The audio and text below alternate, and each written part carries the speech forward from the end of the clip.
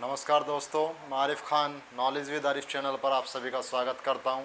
उम्मीद है आप सभी अच्छे होंगे और आपके परिवार में भी सभी सदस्य अच्छे होंगे और आपकी जो प्रिपरेशन है वो भी काफ़ी अच्छी तरीके से चल रही होगी। जैसे कि आप सभी को मालूम भी है कि हमारी हाई स्कूल की जो क्लास है वो कंटिन्यू इसी चैनल पर आपको प्रोवाइड की जा रही है, जिसके अंदर लगभग हमने 6 क्लास आपको प्रोवाइड भी करा दी गई है, जो कि आपकी रिकॉर्डेड फॉर्म में दी गई है। आपको अभी लाइव क्लास हमारी कोई भी नहीं हुई है और मुझे ये भी उम्मीद है आप सभी के समझ में भी अच्छा आ रहा होगा। लेकिन आपसे एक शिकायत है बच्चों कि आप हमें सपोर्ट नहीं कर रहे उस तरीके का, यानी हमारे जिस तरीके से आप वीडियो देख रहे हो, जितने बच्चे जो वीडियो देख रहा है वो सब्सक्राइब नहीं कर पा रहा है। अब पता नहीं क्यों सब्सक्राइब नहीं कर रहे हो, तो आगे से ध्यान रखना। अगर वीडियो को आप देख रहे हो, अगर वीडियो आपको पसंद आ रही है तो वीडियो को लाइक भी करें और हमारे चैनल को सब्सक्राइब भी करें। और जिस तरीके से हम 1.1 एक्सरसाइज हमने करी थी मैथ के अंदर, क्लास 10th की बात कर रहे हैं हम अभी, क्योंकि हमारा जो कंपटीशन का भी बैच इसके ऊपर चलता है, जो मैथ का होता है उसको अभी हमने रोक के रखा है। वो भी सोमवार से आपका स्टार्ट हो जाएगा दोबारा, जिसके अंदर हम SSC GD का क्रैक कोर्स कराएंगे आपको, जो आपके लिए बहुत ही इंपॉर्टेंट होगा जो SSC GD के एस्पिरेंट है। तो हाई स्कूल के अंदर जो हमारी एक्सरसाइज थी 1.1 कंप्लीट हो चुकी थी। इसी तरीके से आगे इसी सीरीज़ के अंदर हम दूसरी एक्सरसाइज स्टार्ट करने वाले हैं। किस तरीके के उसके अंदर क्वेश्चन है, किस तरीके से उनको सोल्व करेंगे, उनके बारे में बात करेंगे। उम्मीद है कि जो 1.1 एक्सरसाइज मैंने कराई थी वो आपको काफ़ी अच्छी तरीके से समझ में आई होगी। मैंने उसको काफ़ी डीपली भी कराया था। तो आप अगर आपको कोई डाउट है तो आप कमेंट बॉक्स में भी लिख सकते हो, और जो मैंने आपको बता रखा है टेलीग्राम चैनल पर, वहाँ पे भी भेज सकते हो। नॉलेज विद आरिफ जो टेलीग्राम चैनल है हमारे, उसके ऊपर भी आप भेज सकते हो। आज हम अपनी अगली नेक्स्ट एक्सरसाइज स्टार्ट करने जा रहे हैं जो 1.2 है। और आपकी जो इसी यानी जो आपका टॉपिक है वो तो रियल नंबर्स या वास्तविक संख्याएं हैं, लेकिन आपकी जो एक्सरसाइज है उसके अंदर दूसरी एक्सरसाइज है, एक्सरसाइज 1.2। एक्सरसाइज 1.2 एक्सरसाइज 1.2 यानी प्रश्नावली 1.2, प्रश्नावली 1.2। ठीक है। अभी बहुत से बच्चों की शिकायत आ रही थी कि सर हमें जो इंग्लिश मीडियम के बच्चे हैं कि उन्हें थोड़ा सा प्रॉब्लम हो रही थी समझने में। अब मैं थोड़ा सा और ध्यान रखूंगा कि बाइलैंग्वेज और ज़्यादा पढ़ाऊँ। ठीक है। तो एक्सरसाइज 1.2 या पर्सनावली 1.2 बात वही है, इतना तो समझ सकते हो आप। तो इसके अंदर पहला क्वेश्चन क्या है? पहला क्वेश्चन है निम्नलिखित संख्याओं को अभाज्य गुणनखंडों के गुणनफल के रूप में व्यक्त करना है। यानी निम्नलिखित संख्याओं को, प्रश्नावली 1.2 है, पेज नंबर आपका 13 है अगर आपकी बुक की बात करते हैं NCERT की। निम्नलिखित संख्याओं को, पहले हिंदी वालों को बता रहा हूँ फिर इंग्लिश वालों के बारे में बात करेंगे। निम्नलिखित संख्याओं को अभाज्य गुणनखंडों के गुणनफल के रूप में व्यक्त कीजिए। अगर बात इंग्लिश की करते हैं तो ये कह रहा है जो following numbers, in the following numbers, और यानी एक्सप्रेशन करना है उनका किसके अंदर, आपके प्राइम फैक्टर के अंदर। उन नंबर्स को प्राइम फैक्टर के रूप में रिप्रेजेंट करना है। सिर्फ बात इतनी है, जो आपको नंबर्स दे रखे हैं उनको प्राइम फैक्टर के रूप में लिखना है, या हिंदी में बोलते हैं अभाज्य गुणनखंड के रूप में लिखना है। पहले क्वेश्चन की बात करता हूं मैं, किस तरह का क्वेश्चन है और कैसे इन क्वेश्चन को कर सकते हैं। पहले क्वेश्चन की बात करेंगे, जैसे 140। पहला क्वेश्चन है आपका 140, आप बुक में भी देख पा रहे होंगे। पहला क्वेश्चन है आपका 140। 140 को आपको किसके रूप में लिखना है? प्राइम फैक्टर के रूप में लिखना है। प्राइम फैक्टर के रूप में इसको एक्सप्रेशन देनी है, यानी इसको प्राइम फैक्टर के रूप में लिखना है। ठीक है। और अगर हिंदी में बात करते हैं अभाज्य गुणनखंड के रूप में लिखना है। अभाज्य गुणनखंड का मतलब होता है गुना के खंड, भाग। जो गुना के भाग होते हैं उनको बोलते हैं गुणनखंड। तो हिंदी में अगर बात करी जाए तो अभाज्य गुणनखंड, इंग्लिश के अंदर बात की जाए तो प्राइम फैक्टर। तो 140 के 140 के प्राइम फैक्टर करने हैं, अभाज्य गुणनखंड करने हैं। तो गुणनखंड करने के लिए जिस तरीके से हम एलसीएम ज्ञात करते हैं वही विधि यहाँ पे लगाते हैं। किस तरीके से करेंगे? 140 को डिवाइड करेंगे। किससे डिवाइड करेंगे? अभाज्य संख्या कौन सी होती हैं, यानी प्राइम नंबर्स कौन से होते हैं? प्राइम नंबर वो होते हैं जो अपने आप से और एक से डिवाइड होता है सिर्फ, यानी which number divisible by 1 and itself it's called prime number. यानी जो नंबर सिर्फ एक से और अपने आप से डिवाइड होता है उस नंबर को हम बोलते हैं प्राइम नंबर या अभाज्य संख्या। ठीक है। तो निकालना क्या है? अभाज्य गुणनखंड निकालना है। तो किस तरीके से निकाल लोगे? तो सबसे पहले किससे, जिससे डिवाइड हो रहा है उससे डिवाइड करो। 2 से डिवाइड करेंगे, 2 सत्ते 14 और 0 का 0 ऐसे ही आ जाएगा। फिर 2 से अगर डिवाइड हो रहा है तो करो, 2 तिया 6, भाई 2 तिया 6, 1 बच जाएगा, इधर 10 हो जाएगा, क्योंकि 70 को ऐसे ही तो डिवाइड कर रहे हैं डायरेक्टली। 2 तिया 6, 7 में 6 जाएगा, 1 बचेगा, उतार लेंगे क्या 0, 2 पंजे 10, यही तो है इसका कहने का मतलब, तो यही है ना। तो क्या करेंगे, 2 तिया 6, जितनी बार चलते हैं, जितनी बार टेबल पढ़ते हैं हम, जितनी बार टेबल को रिवाइज करते हैं, जैसे 2 1 जा 2, 2 2 जा 4, 2 3 जा 6, यानी 2 3 जा कितने हो जाएंगे 6, और 7 से जब 6 माइनस होंगे तो 1 बचेगा, 1 इससे आगे लग जाएगा 0 से, यानी कितना हो जाएगा 10 हो जाएगा, कितना हो जाएगा 10 हो जाएगा। तो क्या हो जाएगा, 2 पंजे 10 हो जाएगा, 10 जो कितनी बार डिवाइड होगा, 5 टाइम्स डिवाइड होगा। अब ये 35 किससे डिवाइड होगा उसके बारे में बात करेंगे, देखते हैं। 3 से डिवाइड हो जाएगा क्या, नहीं हो सकता, अभाज्य संख्या ही लेनी है यहाँ पे, क्योंकि वो कह रहा है प्राइम फैक्टर बताइए हमें, तो अभाज्य गुणनखंड ही लेने पड़ेंगे। तो ये 3 से तो डिवाइड नहीं हो सकता। उसके बाद चलते हैं, चलो किस संख्या पे चलेंगे, 5 के बारे में बात कर लेते हैं। अगर 5 से डिवाइड करते हैं, देखते हैं 5 से कटेगा या नहीं कटेगा, 5 सत्ते 35, जी कट गया। अब इसके बाद किससे, अब 7 किससे डिवाइड होता है, 7 से, और 7 क्या है, अभाज्य संख्या, तो 7 1 जा 7, जब तक डिवाइड करना है तब तक 1 ना आ जाए, डिवाइड कब तक करना है, जब तक 1 ना आ जाए, ठीक है। ऐसे ही हम किसके अंदर करते हैं, एलसीएम के अंदर करते हैं, और वही आपको यहाँ पे करना है। तो जब इस तरीके से आएगा तो 140 के फैक्टर को किस तरीके से लिखोगे, 140 इज इक्वल टू क्या हो जाएगा, इनको गुना में करके लिख दोगे, 2 गुना 2 गुना 5 गुना 7, इसी को तो बोलेंगे 140 के कौन से गुणनखंड है, ये अभाज्य गुणनखंड। अभाज्य की बात कर रहा है, उसने नोट करके दिया है कि अभाज्य गुणनखंड निकालने हैं, प्राइम फैक्टर निकालने हैं, तो सिर्फ आप प्राइम से ही डिवाइड करोगे, इस बात को समझ लेना। अब इसका मतलब ये नहीं है कि जब आप एलसीएम निकाल लोगे वहां भी सिर्फ प्राइम से भाग करना होता है, वहां पे आप किसी भी संख्या से डिवाइड कर सकते हो, वहां पे कोई मैटर नहीं होता इस तरीके का। तो यहाँ पे इसने कहा था, डिनोट करके दिया था, हाईलाइट करके दिया था कि आपको अभाज्य गुणनखंड ही निकालने हैं, प्राइम फैक्टर ही निकालने हैं, तो इसी वजह से हम प्राइम नंबर से इसको डिवाइड कर रहे हैं। तो क्या हुआ, देखो अगर आप इनकी गुना करोगे तो 140 ही आएगा, 2 दूनी 4, 4 पंजे 20, और 20 सत्ते कितने होते हैं मेरे भाई, 20 सत्ते 140 ही होते हैं। तो ये क्या है इसके 140 के, ये 140 के प्राइम फैक्टर आए हैं, क्या आए हैं 140 के प्राइम फैक्टर आए हैं, अभाज्य गुणनखंड आए हैं। उम्मीद है आपके समझ में आया होगा क्वेश्चन अगला चलते हैं, अगला क्वेश्चन किस तरीके से दे रखा है उसके बारे में बात करते हैं। इसको कर देता हूं रफ।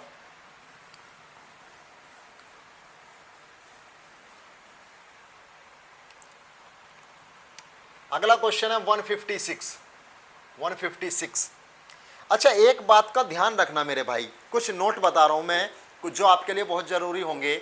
जैसे अगर किसी संख्या के लास्ट में 0 आ जाए, 2 आ जाए, 4 आ जाए, 6 आ जाए, 8 आ जाए, यानी अगर किसी संख्या के लास्ट में कोई सम संख्या आती है, डेफिनेशन पहले लिखा चुका हूं मेरे भाई, अगर नहीं कर रखे तो ये बहुत बड़े भ्रम में हो आपके, अच्छी कर ले, आप अपने मैथ को अच्छा कर लोगे। अगर आप साथ के साथ काम को नहीं करते, साथ के साथ रिवाइज नहीं करते, तो आप मैथ कभी भी अच्छा नहीं कर सकते, इस चीज़ का ध्यान रखना है आपको। तो अगर किसी संख्या के लास्ट में कोई सम संख्या आ जाती है तो वो संख्या किससे डिवाइड हो जाती है, वो 2 से डिवाइड हो जाती है। 2 का ये रूल है, अभी 3 का भी बताऊंगा, जैसे जैसे आते रहेंगे ऐसे ऐसे बताता रहूंगा। अब देखते हैं लास्ट में क्या है, 6, और 6 कैसी संख्या है, सम संख्या है, तो 2 से तो डिवाइड हो जाएगी, और 2 कैसी संख्या है, अभाज्य संख्या है, बिल्कुल अभाज्य गुणनखंड ही निकालने हैं। चलो जी, 2 सत्ते 14, 15 में से जब 14 माइनस होंगे तो 1 बचता है मेरे भाई, और 1 कहाँ आ जाएगा, यहाँ आ जाएगा 6 से पहले, तो क्या हो जाएगा 16, और 2 अट्ठे कितना हो जाएगा, 16 हो जाएगा, 2 अट्ठे कितना होगा 16, 2 8 से कितना होगा 16, ठीक है। आगे चलते हैं, अगला स्टेप, लास्ट में क्या है, इवन नंबर है, यानी सम संख्या है।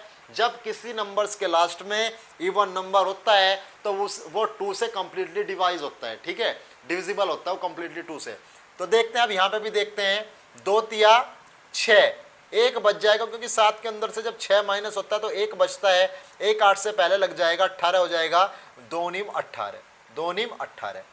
अब लास्ट में कोई इवन नंबर तो है नहीं जो ये संख्या बची है, यानी 2 से तो डिवाइड नहीं हो सकती, 2 से डिवाइड नहीं हो सकती। अब बात करते हैं 3 की क्या पहचान है, 3 के बारे में बात करेंगे। तो 3 की भी एक नॉर्मल सी पहचान है, मैंने याद करो जो शुरू की क्लास के अंदर आपको बताया था, अंक और संख्या के बीच में difference, what is the difference of digit and number, यानी डिफरेंस बताया था डिजिट और नंबर के बीच में।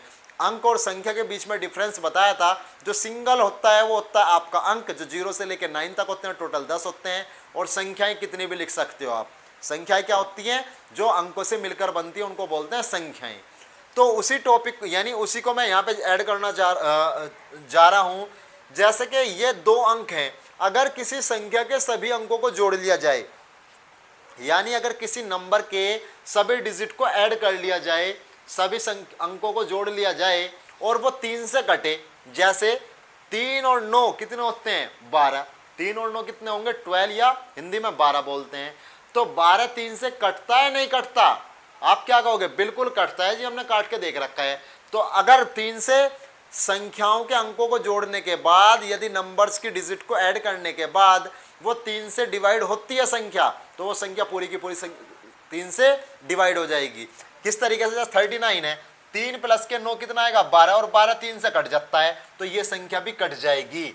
और कोई सी संख्या ले लेते हैं, मान लो 132 है, तो अगर आप ऐड करोगे 3 और 1 4, 4 और 2 6, 6 3 से कटता नहीं कटता? जी बिल्कुल कटता है, तो ये भी कट जाएगा मेरे भाई।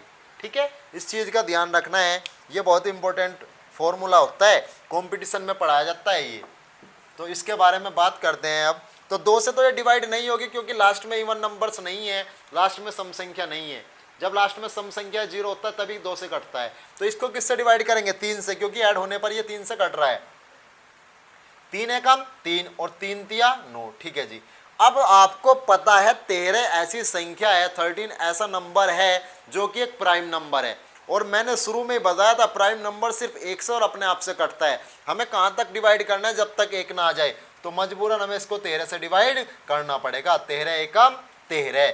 अब अगर फैक्टर की बात करते हैं 156 की, चलो जी 156 के फैक्टर लिखते हैं। और कौन से फैक्टर है मेरे भाई? ये प्राइम फैक्टर है, अभाज्य गुणनखंड है। इस चीज का ध्यान रखना है आपको। तो कितना आएगा? इनको गुना में लिख देते हैं, 2 गुना 2 गुना 3 गुना 13। तो ये क्या हो जाएंगे? 156 के प्राइम फैक्टर होंगे, 156 के अभाज्य गुणनखंड होंगे। इस चीज का ध्यान रखना है। सीधी सी बात है, सिंपल सी बात है, समझ में जरूर आई होगी। ठीक है, और अगले क्वेश्चन देखते हैं। अगर इसमें भी समझ में नहीं आई है तो अगले क्वेश्चन में आ जाएगी। ठीक है, तो बात करते हैं अगले क्वेश्चन की। ये क्वेश्चन यहीं पे क्लोज करते हैं। ये क्वेश्चन खत्म हुआ आपका।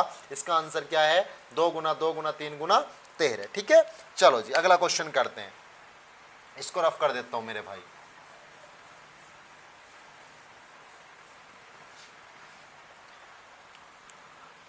क्वेश्चन है 3825। 3825 इसके बारे में बात करते हैं। अभी मैंने आपको 2 रूल के बारे में बताया, सिर्फ 2 रूल का कौन कौन सा? एक तो 2 के बारे में बताया, अगर किसी नंबर्स के लास्ट में कोई इवन नंबर होता है, इवन नंबर मतलब समझते हो ना, सम संख्या, 0 2 4 6 8। ठीक है, तो ये जो होते हैं ये नंबर्स क्या होते हैं? इवन नंबर्स होते हैं। इंग्लिश के अंदर इवन नंबर्स बोलते हैं और हिंदी में क्या बोलते हैं? सम संख्या बोलते हैं। ठीक है, अगर किसी नंबर्स के लास्ट में इवन नंबर होता है यानी सम संख्या होती है, तो वो 2 से पूरी पूरी कटती है, पहली बात।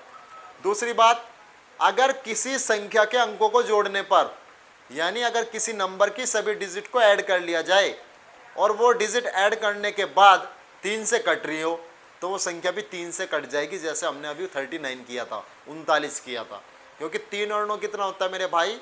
12 होता है। और 12 किससे? 3 से पूरा पूरा कट जाता है, तो 39 पूरा पूरा कट जाएगा। सीधी सी बात है ये।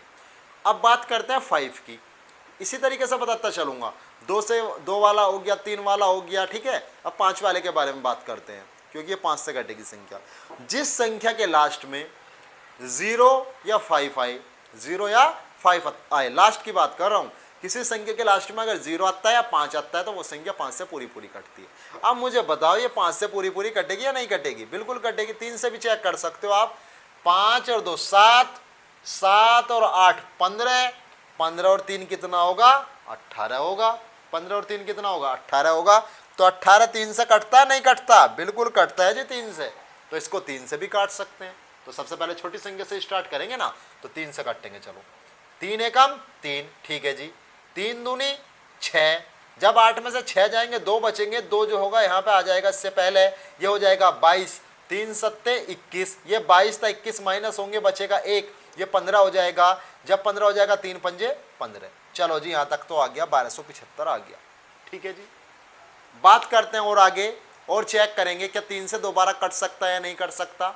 चलो जी ऐड करो, 7 और 2 9, 9 और 1 10, 10 और 5 15, बन गया जी काम। 15 आ गया फिर जोड़ के, और 15 3 से कटता है, तो चलो जी फिर 3 से काटते हैं, क्या हुआ। चलो जी 3 चौक 12, फिर 3 दूनी 6, जब 3 दूनी 6 करोगे 7 में से 6 जाएगा, क्या बचेगा, एक, वो एक कहाँ जाएगा, 5 से पहले 15 हो जाएगा, 3 पंजे 15, ठीक है ये हुआ। फिर चेक करते हैं जी 3 से तो नहीं कट रहा, अगर 3 से कट रहा होगा तो ठीक है, नहीं तो फिर आगे बढ़ेंगे। चलो जी 4 और 2 6, 6 और 5 कितने हो गए 11, 11 तो नहीं कटता 3 से, तो 425 तो नहीं कटने का, 3 का तो मामला हुआ खत्म। और 2 से ही कटने का नहीं, क्योंकि लास्ट में क्या ओड नंबर यानी विषम संख्या, और कंडीशन क्या है 2 से कटने के लिए, लास्ट में सम संख्या होनी चाहिए, इवन नंबर होना चाहिए, 2 वैसे कैंसिल हुआ। चलो जी बात करते हैं 5 की, क्योंकि 5 भी अभाज्य संख्या है। चलो जी 5 से तो कटेगा, क्योंकि लास्ट में 0 5 होंगे तो वो संख्या 5 से पूरी पूरी डिवाइड हो जाती है। 5 अट्ठे 40, 5 8 जा 40 हो गया, 2 बचा, 2 इससे पहले लग जाएगा यानी 25 हो जाएगा, 5 पंजे 25 हुआ, 5 पंजे कितना हो गया 25। फिर 5 से कटेगा क्योंकि लास्ट में 5 है, 5 से डिवाइड करते हैं, 5 एकम 5, 8 में से 5 जाते हैं तो 3 बचता है, 3 यहाँ पे आ जाएंगे 35 हो जाएगा, 5 सत्ते 35, यहाँ तक हुआ।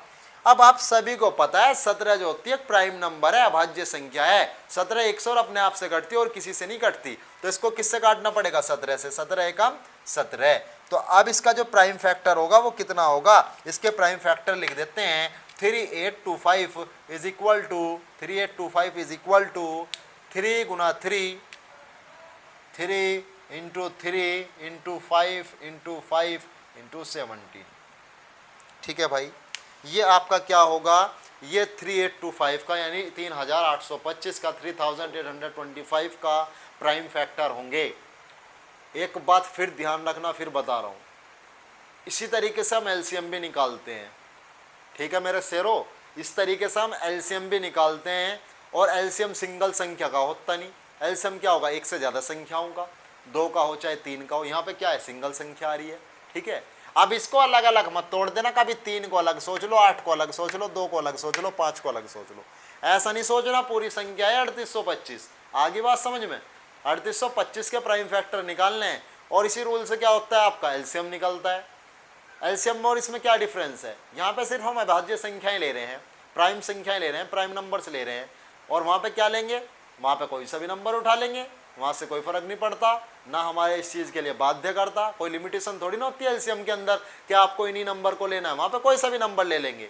ये तो इसने कहा था, अगर पॉइंट को आप पढ़ोगे, पहला क्वेश्चन को पढ़ोगे तो क्या कहा था इसने, इसने कहा था निम्नलिखित संख्याओं को इन द फॉलोइंग नंबर्स, यानी अगर इंग्लिश में बोल लें, in the following numbers represent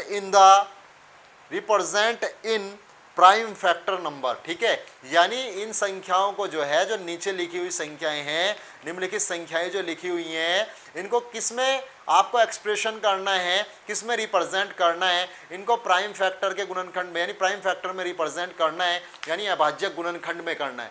जब उसने खुद ही बता दिया अभाज्य गुणनखंड में करना है, तो आप अपना अलग से नंबर कैसे लिख सकते हो, अब तो आप अभाज्य गुणनखंड ही लोगे ना, तो उसी से करना होता है। यही अंतर होता है एलसीएम करने में और इसको अभाज्य गुणनखंड करने में, ये चीज़ का ध्यान रखना है आपको, ठीक है। अभाज्य यानी अभाज्य गुणनखंड में तो लिमिटेशन होगी, सिर्फ अभाज्य संख्याओं से डिवाइड कर सकते हैं, लेकिन आपका एलसीएम में कोई लिमिटेशन नहीं होती, कोई बाध्यता नहीं होती, इस चीज़ का ध्यान रखना आपको, ठीक है। अगला क्वेश्चन करते हैं, देखते हैं अगला क्वेश्चन किस तरीके का है, उसके बारे में बात करेंगे, ठीक है। अगला क्वेश्चन लेंगे, अब इसको रफ कर देता हूँ।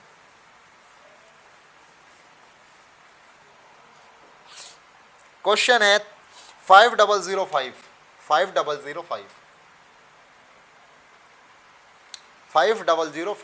ये क्वेश्चन है, इसी के अंदर से है, पहले पॉइंट के अंदर से 5 क्वेश्चन है इसके अंदर, और ये 4th क्वेश्चन है, 5वां इसके बाद आएगा, ये 4th क्वेश्चन है। चलो जी बात करते हैं इसके बारे में, किससे डिवाइड होगा उसके बारे में बात करते हैं। इसके आपको पता है लास्ट में क्या है मेरे भाई, लास्ट में क्या है इसके लास्ट में 5 है, 5 है, तो देखते हैं कि 5 से डिवाइड होगा या नहीं होगा, क्योंकि लास्ट में 5 है तो 5 से डिवाइड होगा ही होगा। 5 से डिवाइड करेंगे, 5 एकम 5, 0 का कोई इफेक्ट नहीं पड़ने का, 0 का कोई इफेक्ट नहीं पड़ने का, ऐसे का ऐसे उतार लेंगे, और 5 एकम 5, ठीक है। इस तरीके से आया। कितना आया ये आया है 1001। किससे डिवाइड होगा उसके बारे में बात करते हैं। अगर हम इसको 11 से डिवाइड करें, इस चीज़ का ध्यान रखना ऐसे क्वेश्चन का, 11 निम 99, 11 निम 99, क्योंकि फिर आप 5 के बाद किससे चेक करोगे, 7 से चेक करोगे, 7 से डिवाइड नहीं होने का। 7 के बाद 8 से चेक नहीं कर सकते आप, क्यों, अभाज्य संख्या लेनी है। 9 से चेक नहीं कर सकते, 10 से चेक नहीं कर सकते, फिर किससे चेक करोगे आप, 11 से चेक करोगे, सीधी सी बात है। जब इसको 11 से चेक करोगे, 11 निम 99 हो जाएगा, 100 में से 99 जाएगा, 1 बचेगा, और 1 इस 1 से पहले लग जाएगा तो क्या हो जाएगा, 11 हो जाएगा। तो 11 एकम 11 हो जाएगा। 11 एकम कितना हो जाएगा, 11। 11 एकम कितना होगा, 11। इसको 7 से भी कर सकते थे हम, इसको 7 से भी कर सकते थे अगर कर सकते थे, ठीक है ना। किस तरीके से करेंगे, 7 एकम 7, चलो 7 से करके दिखाता हूँ मैं, देखते हैं 7 से डिवाइड होगा या नहीं होगा। 7 एकम 7, 7 एकम 7, 10 में से 7 जाएंगे, 3 बचेंगे, यहाँ पे कितना हो जाएगा, 30 हो जाएगा। 30 हो गया, फिर क्या करेंगे, 7 चौक 28। जब 30 के अंदर से 28 माइनस होता है तो 2 बचता है मेरे भाई, और 2 जब 1 से पहले लग जाएगा 21 हो जाएगा। जब 21 हो जाएगा तो 7 तिया 21 हो जाएगा। 7 तिया 21, 7 पे 21 ही होते हैं ना, 22 तो नहीं होते ना, तो 7 तिया 21 हो जाएगा। इसके बाद किससे डिवाइड कर सकते हैं, क्या 7 से डिवाइड हो सकता है, नहीं हो सकता। 8 से चेक नहीं करेंगे, 9 से चेक नहीं करेंगे, 10 से चेक नहीं करेंगे, क्यों, ये सभी संख्याएं जो हैं अभाज्य नहीं है। अब चेक किससे करेंगे, 11 से। चलो जी 11 से करते हैं। 11 एकम 11, 14 में से 11 जाएंगे, माइनस होंगे तो बचेगा 3, और 3 इस 3 से पहले लग जाएगा, ये 33 हो जाएगा। फिर 11 तिया कितना हो जाएगा, 33। और आपको पता, अब इसके अलावा कोई आपके पास कोई रास्ता है नहीं कि 13 से डिवाइड करने के सिवा, तो 13 से डिवाइड करेंगे, 13 एकम 13, 13 एकम 13। तो यानी 5005 के जो फैक्टर हुए हैं वो क्या हुए हैं, प्राइम फैक्टर, वो देखते हैं। 5005 के फैक्टर हुए हैं 5 गुना 7 गुना 5 गुना 7 गुना 11 गुना 13। ये किसके फैक्टर हैं, ये आपके 5005 के हैं, 5005 के। और कैसे फैक्टर हैं, ये फैक्टर हैं आपके प्राइम फैक्टर। ये कैसे फैक्टर हैं, आपके प्राइम फैक्टर। उम्मीद है आपके समझ में आया होगा। मैं काफ़ी डीपली क्वेश्चन, बहुत आराम से क्वेश्चन करा रहा हूँ, कोई जल्दबाजी क्वेश्चन के अंदर नहीं कर रहा, जिससे कि आपको कोई प्रॉब्लम ना हो। हमारा उद्देश्य ये है कि हमारी वीडियो, अगर हमारे चैनल से बच्चा पढ़ रहा है तो वो 100/100 नंबर हाई स्कूल के अंदर मैथ के अंदर करे, ठीक है। तो इसी तरीके से पढ़ना है, मेहनत उसी तरीके से करनी है, जितनी मेहनत हम आपके पीछे कर रहे हैं आपको भी इतनी ही मेहनत करनी है, ठीक है मेरे भाइयों। अगला क्वेश्चन करते हैं। क्वेश्चन हम सारे कराएंगे, लेकिन मैंने कल एक बात कही थी पिछली वीडियो के अंदर कि आपको कभी भी क्वेश्चन रटना नहीं है मैथ का। कभी आप रटने में लग जाओ, सारे क्वेश्चन हम तो करा रहे हैं, कभी आप रटने में लग जाओ, तो रटना नहीं है मेरे भाई, ठीक है। तो रटना नहीं है, क्वेश्चन को समझना है, अच्छे तरीके से सोल्व करना है। रटोगे तो कामयाब नहीं होगे, नंबर तो लेके आ जाओगे भाई, नंबर तो आ जाएंगे, नंबर लाना कोई बड़ी बात नहीं है, ठीक है ना। जैसे 3 इडियट्स फिल्म में है ना, कामयाब होना इम्पोर्टेंट नहीं है, काबिल होना इम्पोर्टेंट है। अगर आप काबिल हो तो आप कुछ भी कर सकते हो, कामयाब होना इम्पोर्टेंट नहीं है, इम्पोर्टेंट है काबिल होना, ठीक है ना। तो अगर आप काबिल हो, इन क्वेश्चंस को कर सकते हो, कामयाब तो आप रट के भी हो जाओगे। यही तो अंतर होता है कामयाब और काबिल के अंदर। तो आपको जो है इन क्वेश्चन को समझ के करना है, रटना नहीं है, ठीक है। चलो जी आगे क्वेश्चंस के ऊपर बात करते हैं। आगे क्वेश्चन किस तरीके का है उसके बारे में बात करेंगे। इस क्वेश्चन को कर देते हैं रफ। अगला क्वेश्चन थोड़ा पेचीदा सा क्वेश्चन है, देखते हैं किस तरीके से होगा, उसके बारे में बात करेंगे। 7429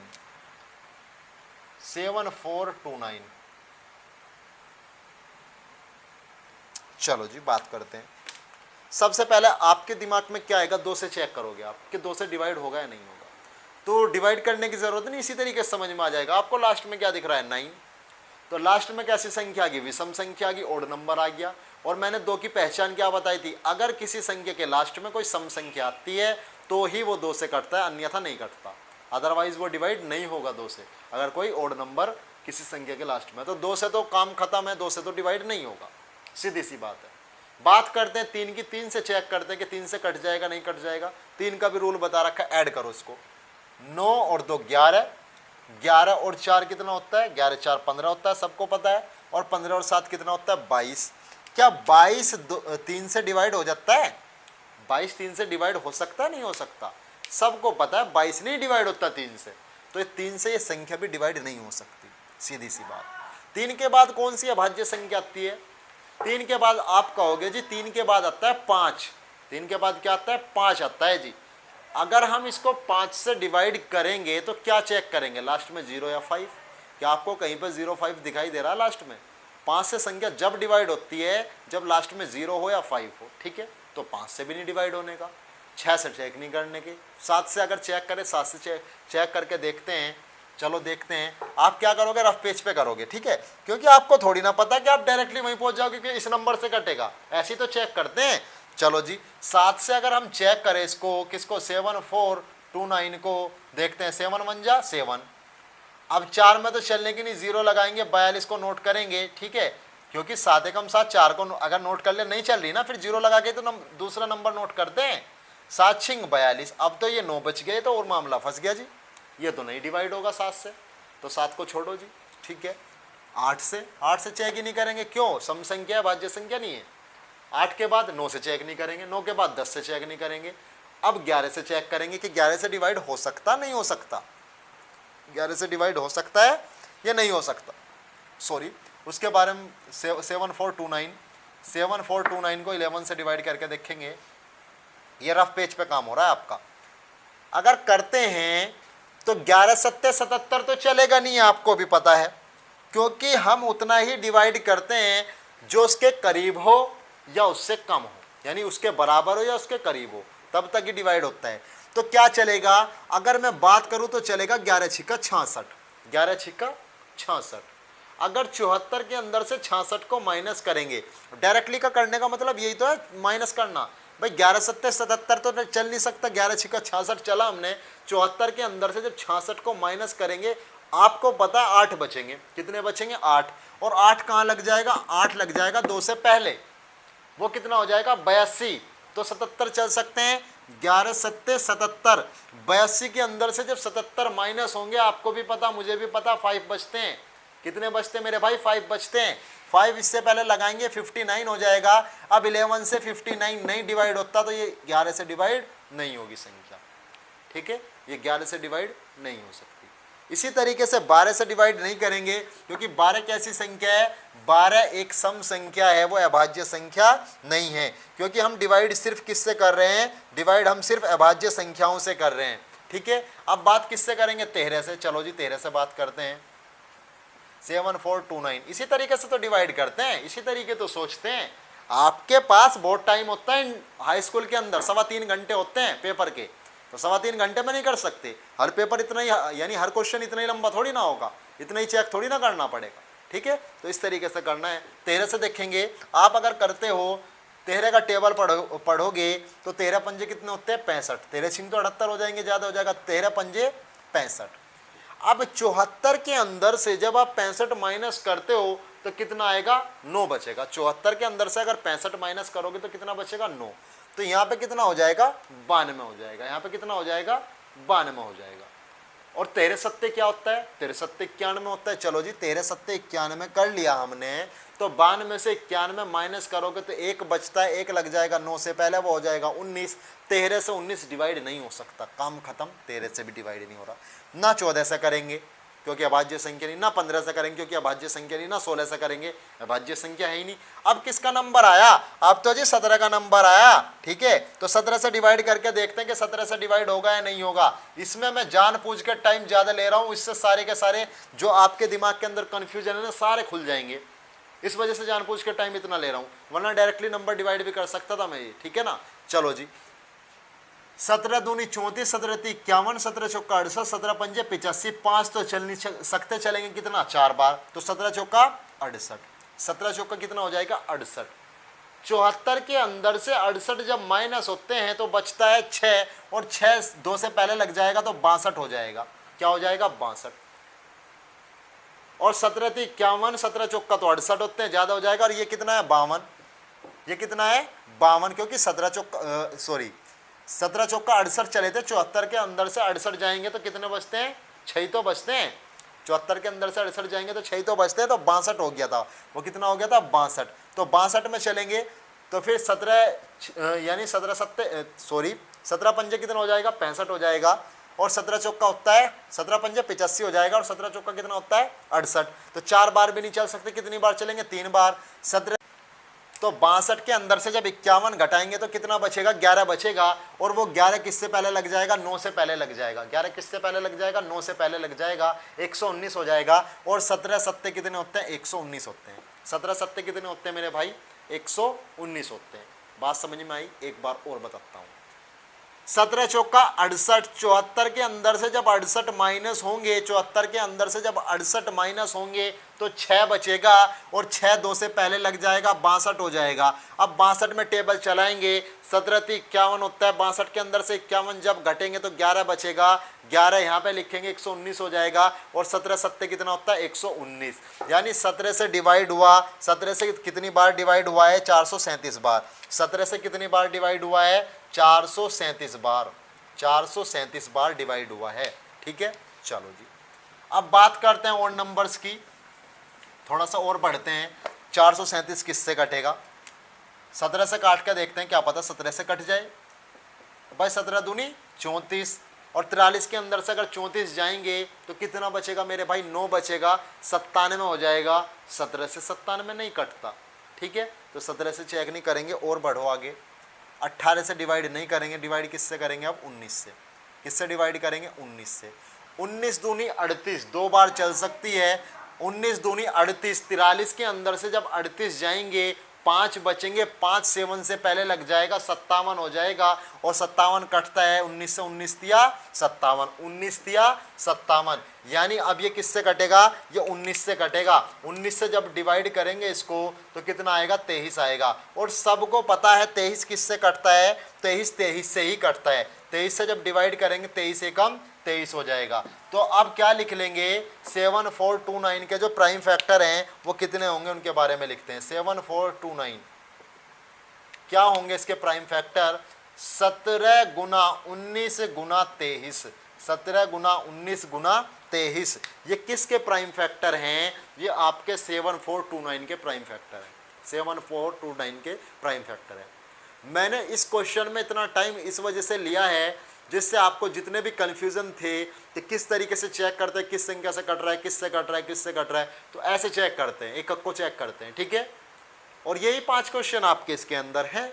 ऐसे ही क्वेश्चन आपके आएंगे, एग्जाम्पल भी कर सकते हो आप, और क्वेश्चन के लिए आपको अच्छी तरीके से प्रैक्टिस इसकी करनी है। ठीक है मेरे भाई, तो ये जो मैंने कराए हैं ये 5 क्वेश्चन कराए हैं। अगला टाइप चेक करते हैं, अगला टाइप क्या है उसके बारे में बात करेंगे।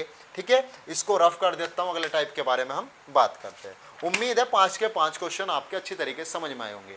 मैंने अपनी तरफ से काफ़ी कोशिश की, समझाने की काफ़ी कोशिश की, जिससे आपको बहुत अच्छा समझ में आए, और मुझे उम्मीद भी है, मुझे आशा है कि आपको बहुत अच्छा समझ में भी आया होगा। ठीक है, अगला क्वेश्चन इनको रफ करते हैं।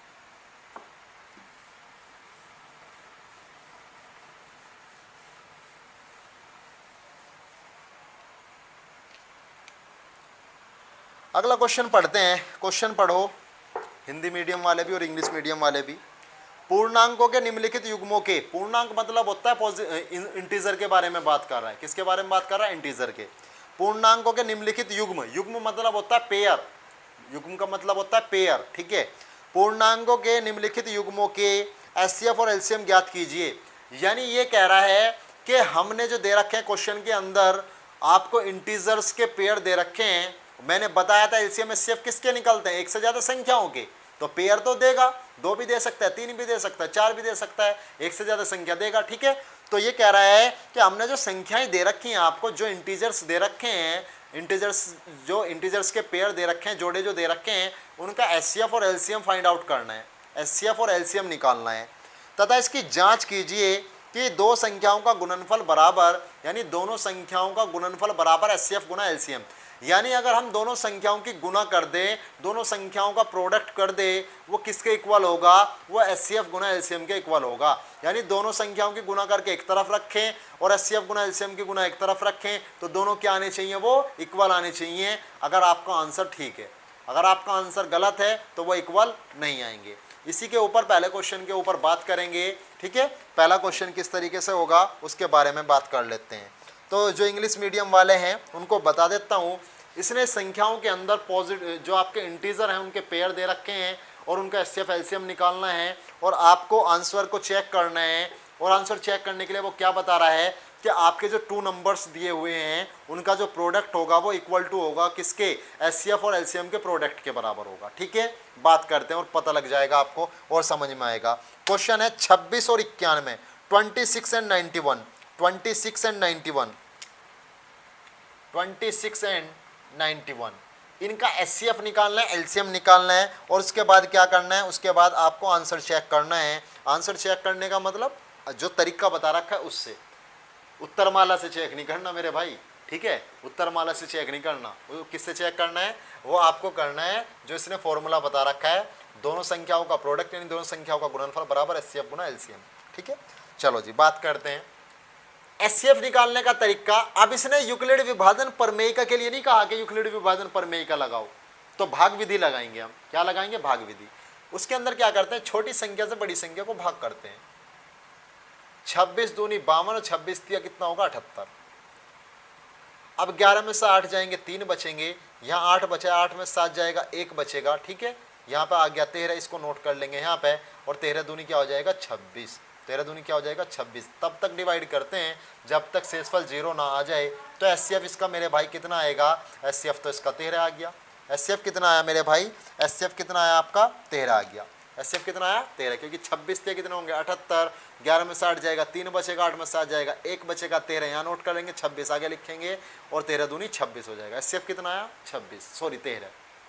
एलसीएम क्या होगा, एलसीएम के बारे में बात करते हैं। एलसीएम इधर लिखते हैं 26 91, 2 से डिवाइड कर लें, बिल्कुल 0 से, यानी 2 से स्टार्टिंग करते हैं, 1 से नहीं, क्योंकि 1 से तो सभी संख्याएं कटती हैं। इसके अंदर सब संख्या लेनी होती हैं, चाहे वो भाज्य हो चाहे अभाज्य हो। ठीक है, इसके अंदर कोई फर्क नहीं पड़ता। 2 से डिवाइड करेंगे, 2 एकम 2, 2 तिया 6। अब 91 तो नहीं कटता, इसको ऐसे का ऐसे रख लो, इसको ऐसे का ऐसे रख लो। आपको पता 13 से दोनों कटेंगे, चलो जी काटते हैं। 13 एकम 13, 13 सत्ते 91, यही तो होगा 13 सत्ते 91, 13 से दोनों कट गए। फिर किससे काटेंगे 7 से, तब तक करते हैं जब तक 1 1 ना आ जाए। 1 1 आ गया। ठीक है, तो ये कितना आया एलसीएम। अगर एलसीएम निकालना होता है, एलसीएम निकालने के लिए अब क्या करेंगे, एलसीएम बराबर इन दोनों की गुना, इन तीनों की क्या कर देंगे गुना। तो क्या है 2 गुना 13 गुना 7, 2 गुना 13 गुना 7। ठीक है, तो अब क्या होगा, अब क्या करेंगे 13 दूनी 26 और 26 गुना 7 हो जाएगा। 26 गुना क्या हो जाएगा 7, तो क्या होगा 7 छिंग 42 का 2 हासिल लगेंगे 4 और 7 दूनी 14, 14 और 4 कितना हो जाएगा 18। तो 182 क्या आ जाएगा आपका एलसीएम आ जाएगा। 182 क्या आया है आपका एलसीएम आया है। एचसीएफ कितना आया है 13। तो अब आंसर चेक करोगे, उत्तर की जांच करोगे, उसका क्या तरीका है, दोनों संख्याओं की गुना, यानी 26 गुना 91 बराबर किसके होनी चाहिए, 13 गुना 182 के बराबर होनी चाहिए। 13 गुना 182 के बराबर होना चाहिए ये। ठीक है, चलो जी करते हैं, क्या होगा 26 गुना 91 करते हैं, करो जी, 1 छिक्का 6, 1 दूनी 2 गुना 9 छिक्का 54 4 हासिल लगेगा 5, 9 दूनी 18, 18 और 5 कितने हो जाएंगे 18, 5 मेरे ख्याल से 23 होते हैं, यही होते हैं ना। ठीक है, 6 का 6, 4 और 2 6 और 23 यहाँ आ जाएगा ऐसे ही। तो ये कितना आया, ये तो 2366 आया जी। ये कितना आया 2366। अगर ये भी 2366 आता है तो आंसर ठीक है, अगर दोनों तरफ अलग अलग आता है तो आंसर गलत है।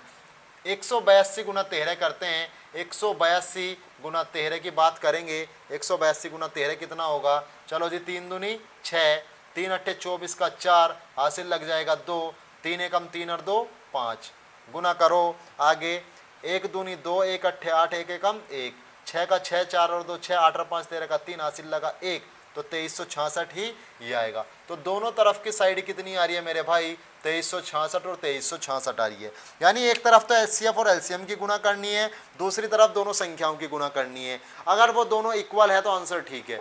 तो एचसीएफ निकालने का तरीका आपको बताया मैंने, एलसीएम निकालने का तरीका आपको बताया और उत्तर की जाँच करना मैंने आपको बता दिया। तो दूसरे पॉइंट का पहला क्वेश्चन ये है, उम्मीद आपके समझ में आया होगा।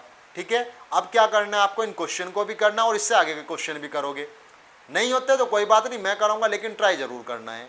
तो अगर आपको हमारी वीडियो अच्छी लग रही है तो आप हमारी वीडियो को लाइक करें और हमारे चैनल को सब्सक्राइब करें। मैं पहले भी कई बार बात बता चुका हूँ, ऐसा करने से हमें मोटिवेट मिलता है, मोटिवेशनल मिलता है।